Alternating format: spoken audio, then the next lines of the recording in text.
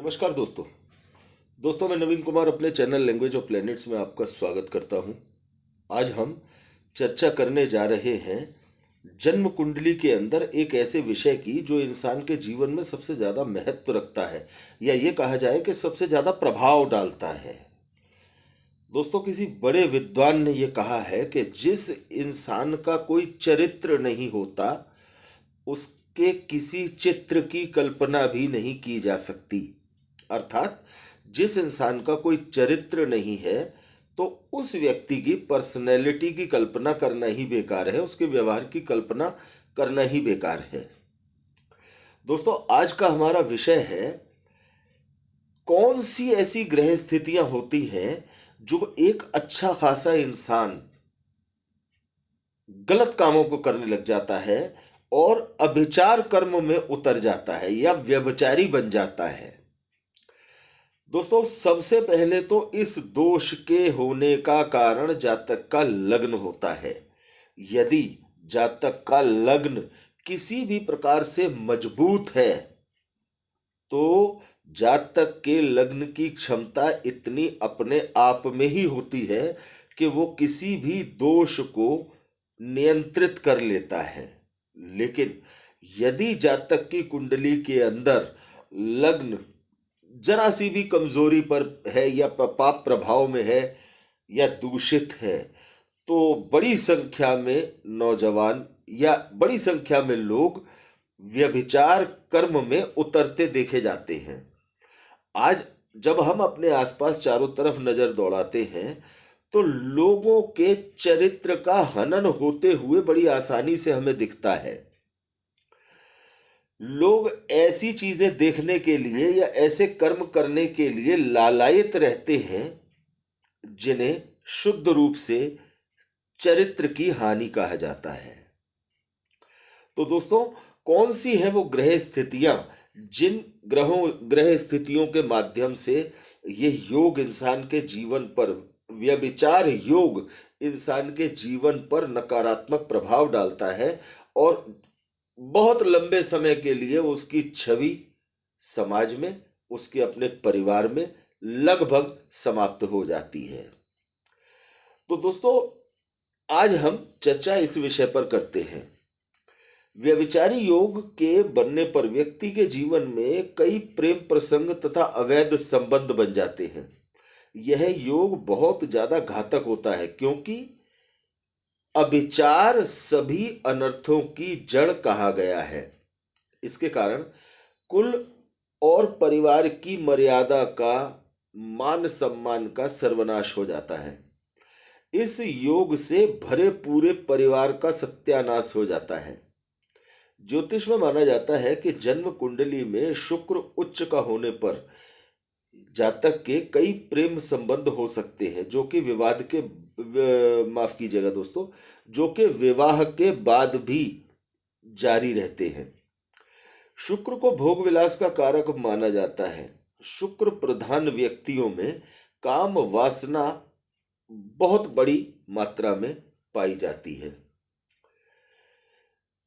अब जन्म पत्रिका में यदि शुक्र नीच राशि में होते हैं, चंद्र नीच राशि में होते हैं या शुक्र और चंद्र पर क्रूर ग्रहों विशेषकर मंगल का प्रभाव हो तो यह व्यक्ति को चारित्रिक रूप से पतित कर देने के लिए काफी है। मंगल एक क्रूर और उत्तेजनात्मक ग्रह कहा गया है। दोस्तों, मंगल का प्रभाव जब भी शुक्र के ऊपर पड़ता है तो व्यक्ति अपनी लैंगिक आकांक्षाओं की पूर्ति के लिए किसी भी सीमा का उल्लंघन कर जाता है। शुक्र मंगल की युति, मंगल का शुक्र की राशि में होना, शुक्र मंगल का आपस में दृष्टि संबंध होना, इस तरह के योग भी व्यक्ति के चारित्रिक पतन का कारण बन जाते हैं। वहीं यदि इन ग्रह योगों के साथ राहु केतु का या लग्न का भी समावेश हो जाए तो जातक आपराधिक प्रवृत्ति का होकर अपनी वासना पूर्ति कर ले जाता है। इन योगों में जातक को विपरीत लिंगियों के कारण लांछन झेलना पड़ता है। सप्तम भाव में मंगल चारित्रिक दोष उत्पन्न करता है। स्त्री पुरुष के विवाह के बाद अनैतिक संबंध भी बना देता है। संतान पक्ष के किए संतान पक्ष के लिए यह मंगल कष्टकारी होता है। मंगल के अशुभ प्रभाव के कारण पति पत्नी में, जीवन साथी में दूरियां बढ़ जाती हैं। द्वादश भाव में यदि मंगल होता है तो मंगल शैया सुख भोग विलास में बाधक होता है। इस दोष के कारण पति पत्नी के संबंधों में प्रेम और सामंजस्य का अक्सर अभाव देखने को मिलता है।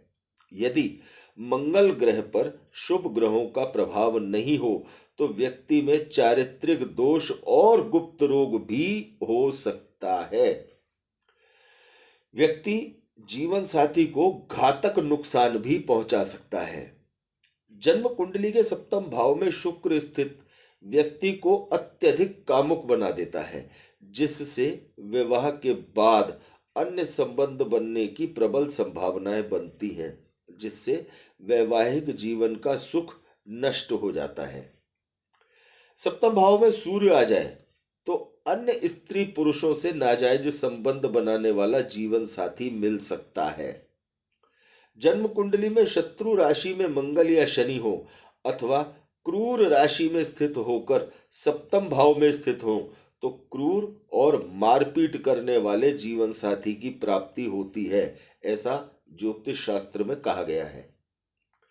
जन्म कुंडली में सप्तम भाव में चंद्रमा के साथ शनि की युति होने पर व्यक्ति अपने जीवन साथी के प्रति प्रेम ना के बराबर रखता है और वहीं उसके किसी अन्य व्यक्ति के साथ प्रेम संबंध या अवैध संबंध बनने की पूरी संभावना रहती है। जन्म कुंडली में सप्तम भाव में राहु होने पर जीवन साथी धोखा देने वाला होता है। कई स्त्री पुरुषों से संबंध रखने वाला व्यभिचारी हो सकता है और विवाह के बाद ऐसा जातक अक्सर अवैध संबंध बनाते देखा जाता है। इन सब ग्रह दोषों के कारण जातक को ऐसा जीवन साथी मिलता है जिसके कई स्त्री पुरुषों के साथ अवैध संबंध हो सकते हैं, जो अपने दाम्पत्य जीवन के प्रति अत्यंत लापरवाह होते हैं। जन्म कुंडली में सप्तम स्थान का स्वामी यदि अष्टम में या छठे भाव में है तो यह पति पत्नी के बीच मतभेद पैदा करने वाला योग होता है। इस योग के कारण पति पत्नी एक दूसरे से अलग भी हो सकते हैं। इस योग के प्रभाव से पति पत्नी दोनों के विवाह के बाद अन्यत्र किसी स्थान पर किसी व्यक्ति से संबंध भी बन सकते हैं। इसलिए जिन पुरुषों और जिन कन्याओं की कुंडली में इस तरह के योग बन रहे हों, उन्हें एक दूसरे की भावनाओं का सम्मान करते हुए अपने अंदर इस संबंध को, दाम्पत्य जीवन को निभाने के लिए समर्पण की भावना अवश्य रखनी चाहिए। यदि अब जिन कन्याओं की कुंडली में इस तरह की ग्रह स्थिति हो जो व्यभिचारी योग बना रही हो, उन्हें क्या करना चाहिए? आप आराम से इन उपायों को करके इस अशुभ प्रभाव से निजात पाने का प्रयास कर सकते हैं। ऐसी लड़कियों को प्रतिदिन शिव पार्वती जी का पूजन अवश्य करना चाहिए। भगवान शिव को सोमवार को जल चढ़ाएं और सोमवार का ऐसी लड़कियां व्रत करें। मासिक धर्म के समय ऐसी लड़कियों को, कन्याओं को अपने रसोई घर में बिल्कुल नहीं जाना चाहिए और खाने के पदार्थों को हाथ लगाने से भी दूर रहना चाहिए। किसी भी बुजुर्ग व्यक्ति, खासकर माता पिता की भावनाओं को कभी भी ठेस न पहुंचाएं और उनका और साथ ही परिवार के अन्य बुजुर्गों का अनादर किसी भी स्थिति में न करें। ऐसी लड़कियों को भोजन का दान करना चाहिए और मंदिर में कोई न कोई, किसी न किसी मात्रा में गुप्त दान अवश्य देना चाहिए। प्रतिदिन शाम को हनुमान चालीसा का पाठ ऐसी लड़कियों को करना चाहिए।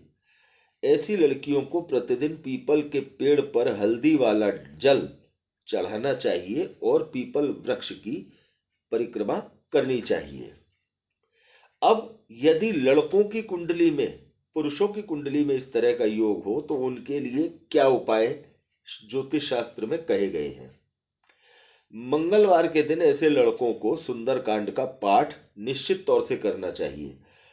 रोज पीपल एवं केले के पेड़ पर जल चढ़ाना चाहिए। रोज सुबह स्नान के बाद श्री राम रक्षा स्तोत्र का पाठ करना चाहिए। प्रभु श्री राम के मंदिर में पीले या सफेद फूल अवश्य अर्पित करने चाहिए। फल और सब्जियों का दान दरिद्र वर्ग के या गरीब लोगों में करते रहना चाहिए। ऐसे लड़कों को अपने पिता का और अपने माता का चरण स्पर्श अवश्य करना चाहिए। पिता सूर्य के कारक हैं, सूर्य के समान हैं। जब जातक उनके चरण स्पर्श करता है तो इससे जातक के आत्मिक बल में वृद्धि होती है और अपने ऊपर नियंत्रण रखने में जातक को बहुत मजबूती मिलती है। दोस्तों, ये एक ऐसा दोष होता है जो इंसान के बने बनाए मान सम्मान को पल भर में मिट्टी में मिला देता है। और आज हम अपने आसपास इस तरह की गतिविधियों में लिप्त अनेक युवाओं को देखते हैं। तो दोस्तों, जिन भी लोगों की कुंडली में इस तरह की स्थिति बनी हुई हो उन्हें इसके उपायों पर अवश्य ध्यान देना चाहिए।